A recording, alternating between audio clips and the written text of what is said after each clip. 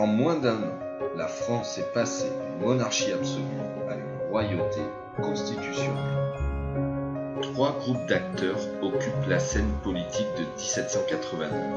Les députés, le pouvoir royal et le peuple.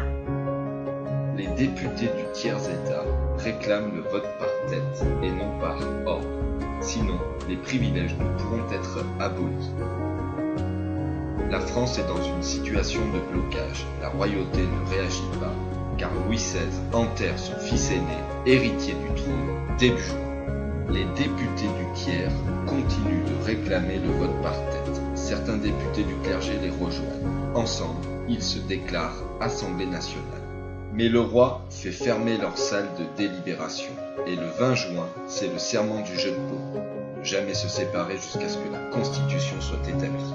Le roi ne réagit pas, mais fait venir à Paris 4 régiments basés à la frontière. De peur, le peuple parisien manifeste. Il cherche des armes. C'est la prise de la Bastille le 14 juillet. Les gardes tirent sur la foule, une centaine de morts, mais le gouverneur de la Bastille, Launay, est décapité. C'est la première tête sur une pique de la Révolution.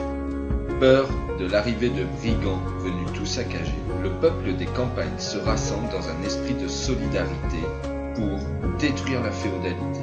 Les députés à Paris décident alors la suppression des privilèges, l'égalité fiscale entre les ordres, poursuite de la destruction de l'Ancien Régime avec la Déclaration des droits de l'homme et du citoyen le 26 août 1789. Depuis la création de la monarchie constitutionnelle, le roi bénéficie d'un droit de veto, suspendre une loi durant 2 législatures, soit 4 ans.